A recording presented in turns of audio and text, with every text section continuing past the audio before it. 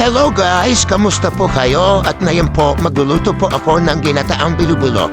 Napakadali lang po nito. Ang una po natin gagawin, maglagay po tayo ng kaldero. Paghalu-haluin po natin mga ingredients po natin. Ilagay ko na po ang pangalawang piga ng gata. Lagay na po natin ang bilubulo. Lagay natin ang galapong. So, nasa inyo po kung gaano kalaki. Yung size po na gusto ninyo, nilagay na rin po natin ang kamote.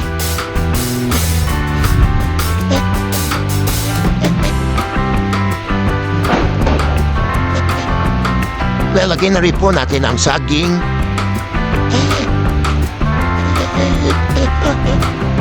Lagyan na rin po natin ang asukal. So dahil po meron po sa atin, ayaw na masyado matamis, ayaw naman na matabang, so tatansyahin lang po natin, so hindi po natin ilalahat. Lalagyan din po natin ang asin at halo-haluin po natin. Sa asin po konti lang ilalagay natin para po talagang pagbalanse yung tamis po ng ating ginataang bilubulo. Tapos tatakpan lang po natin, hintayin lang po natin na kumulo. O ayan na po, kumukulo na po. So, haluin po natin, haluin natin.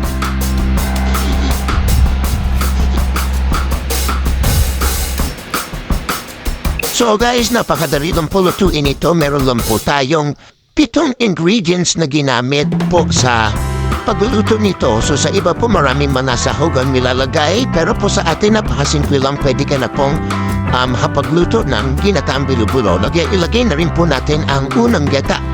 So hintayin lang po natin na kumulo ulit ng kaunti at luto na po yan. So step by step lang po, sundan nyo lang po yung ginawa ko para po makapagluto kayo ng ginataang bilubulo. So ready na po yan, kahain na po tayo.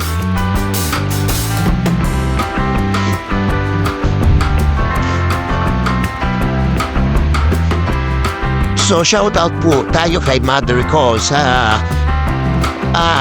nanay ko na bumili ng mga ingredients po para mapagluto tayo ng bilubulo pang merienda po namin. So maraming salamat po sa manonood at nanonood po ng video ko. Don't forget to like, share, comment, and subscribe. Bye-bye. God bless.